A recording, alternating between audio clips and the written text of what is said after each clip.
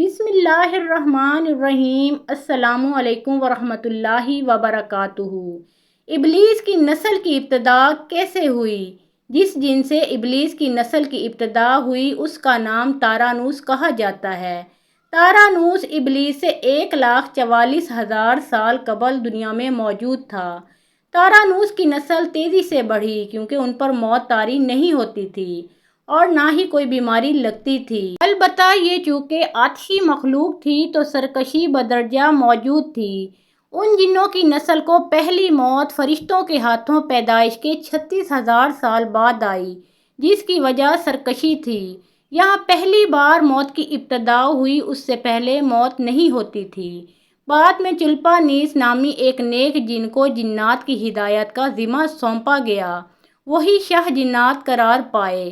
اس کے بعد ہاموس کو یہ ذمہ داری دی گئی۔ ہاموس کے دور میں ہی چلپا اور تبلیس کی پیدائش ہوئی۔ یہ دونوں اپنے وقت کے بے حد بہادر جنات تھے۔ ان کی قوم نے چلپا کو شاشین کا لقب اس کے شیر کے جیسے سر کی وجہ سے دیا۔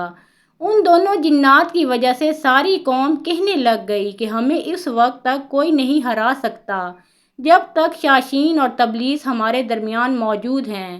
ان دونوں کی وجہ سے قوم کے جنات آسمان تک رسائی کرنے لگے اور تیسرے آسمان پر جا کر شرارت کر آتے تھے۔ ایسے میں حکم الہی سے فرشتوں نے ان پر حملہ کیا اور عبرتناک شکست دی۔ اسی دوران جب عزرائیل علیہ السلام کو ابلیس نے دیکھا تو سجدہ میں گر گیا۔ اب بات کرتے ہیں ابلیس کی۔ ابلیس شروع سے ہی ایک نڈر اور ذہین بچہ تھا۔ اس میں باپ کی بہادری اور ماں کی مکاری کوٹ کوٹ کر بھری ہوئی تھی۔ اس نے ملائکہ کے ساتھ جا کر توبہ کا باقاعدہ اعلان کیا اور پھر فرشتوں سے فیض علم حاصل کرنے لگا۔ علم حاصل کرنے اور ریاضت کا یہ عالم تھا کہ پہلے آسمان پر عابد، پھر دوسرے آسمان پر زاہد، تیسرے آسمان پر بلال، چوتھے آسمان پر ولی، پانچویں آسمان پر تقی اور چھٹے آسمان پر قبازان کے نام سے مشہور ہوا۔ یہ وہ وقت تھا جب یہ فرشتوں کو سکھاتا تھا۔ ساتویں آسمان پہ ابلیس بقائے نور میں رہا۔ ہفت افلاک کے سب ملائکہ کا معلم قرار دیا گیا۔ یہاں تک پہنچ کر ابلیس نے اپنی عاجزی اور ریاضت کی انتہا کر دی۔ کم و بیش ابلیس نے 14,000 سال عرش کا طواف کیا۔ یہاں اس نے فرشتوں میں استاد سردار عزازیل کے نام سے شہرت پائی۔ کم و بیش 30,000 سال مقربین فرشتوں کا استاد رہا۔ ابلیس کے درس و واعظ کی میعاد کم و بیش 20,000 سال ہے۔ فرشتوں کے ساتھ قیام کی مدت کم و بیش 80,000 سال ہے۔ ابلیس کو حکم ہوا کہ داروغہ جنت رضوان کی معاونت کرو اور اہل جنت فرشتوں کو اپنے علم و فضل سے بہرہ کرو۔ یوں ابلیس کو جنت میں داخلے کا پروانہ مل گیا اور جنت میں بھی اپنے علم سے داروغہ جنت رضوان کو سیراب کیا۔ یوں جنت رضوان کی کنجیاں ابلیس کے پاس رہیں۔ روایات کے مطابق ابلیس 40,000 سال تک یہ فرض خزانچی انجام دیتا رہا۔ یہی وہ مقام اعلیٰ ترین جنت رضوان ہی تھا جہاں ابلیس نے پہلی بار بادشاہت کے خواب دیکھنے شروع کیے۔ اس وقت ابلیس کے پاس ہفت اقلیم افلاک، جنت و دوزخ سب کا اختیار تھا۔ اس نے چپے چپے پہ سجدے کیے تھے، مگر یہاں پہ ابلیس عاجزی سے پہلی بار بھٹکا اور خود کو بادشاہ بنانے اور رب بن جانے کے خواب دیکھنا شروع کیے۔ کئی ملائکہ کے سامنے ربوبیت کی بابت بات بھی کی، مگر ملائکہ کے انکار کے سبب چپ ہو گیا اور یوں نظام چلتا رہا۔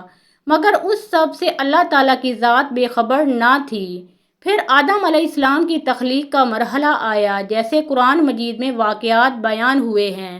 ابلیس آدم علیہ السلام کو جز مرحلہ دار مختلف اقسام کی مٹی سے تخلیق ہوتا دیکھتا رہا اور چپ رہا، مگر جیسے ہی اسے یہ معلوم ہوا کہ یہ آدم علیہ السلام اللہ تعالیٰ کا نائب ہے تو اس نے واویلا کیا، عبادات اور اطاعت کا واسطہ دیا، پھر طنز کیا کہ مجھ جتنی عبادت کس نے کی ہے، اور آدم علیہ السلام کو سجدہ کرنے سے انکاری ہوا۔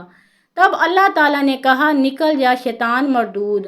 لعنتی قرار پانے کے بعد ابلیس نے اپنی عبادات اور ریاضت کا رب کریم سے عوض مانگا، جس پر اللہ تعالیٰ نے ابلیس کو ایک وقت مقرر تک مہلت فراہم کی، جس پر ابلیس نے اولاد آدم علیہ السلام کو صراط مستقیم سے بھٹکا کر اپنا پیروکار بنانے کا دعویٰ کیا، جس پر رب کریم نے فرمایا کہ جو متقی اور پرہیزگار ہوں گے تو ان کو گمراہ نہیں کر پائے گا۔ ابلیس کے اس لعنتی کام میں اس کے 5 ساتھی ہیں۔ نمبر 1، شبر۔ اس کے اختیار میں مصیبتوں کا کاروبار ہے، جس میں لوگ ہائے وویلا کرتے ہیں، گریبان پھاڑتے ہیں، منہ پر تمانچے مارتے ہیں اور جاہلیت کے نعرے لگاتے ہیں۔ نمبر 2، آور۔ یہ لوگوں کو بدی کا مرتکب کرتا ہے اور بدی کو لوگوں پہ اچھا اور پسندیدہ کر کے دکھاتا ہے۔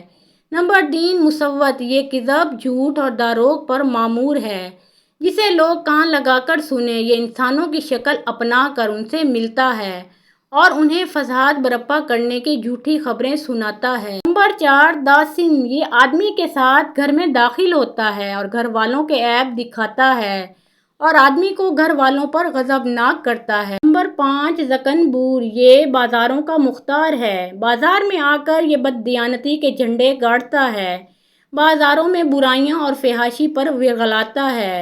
ابلیس کا آدم علیہ السلام کو سجدے سے انکار کا جذبہ حسد تھا، جس نے اسے مجبور کیا کہ میری جگہ آدم کو کیوں ملی۔ یہ اس کا جذبہ تکبر اور غرور تھا کہ میں اعلیٰ ہوں، اور اس ایک سجدے کے انکار کی بات نہیں تھی، بات اطاعت سے سرکشی کی تھی، شرک کی تھی۔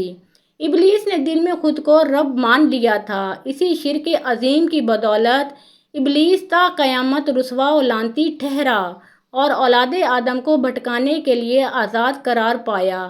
حاصل نتیجہ یہ ٹھہرا کہ رب کریم کو انسانوں کی عبادت، عاجزی و علم و دانائی سے کوئی غرض نہ ہے۔ رب کریم صرف دیکھتا ہے کہ دل میں اطاعت و فرمانبرداری کتنی ہے۔ اسی بنیاد پہ تقویٰ اور پرہیزگاری کے درجے قرار پاتے ہیں۔ محترم ناظرین، اللہ تعالیٰ سے عاجزی و انکساری اور محبت عقیدت کے لیے ایک پیارا سا کامنٹ کریں۔ اگر ویڈیو پسند آئی ہو تو لائک شیئر کریں اور مزید اسلامی واقعات کے لیے ہمارے اس چینل کو سبسکرائب کریں۔ اللہ آپ سب کا حامی و ناصر ہو۔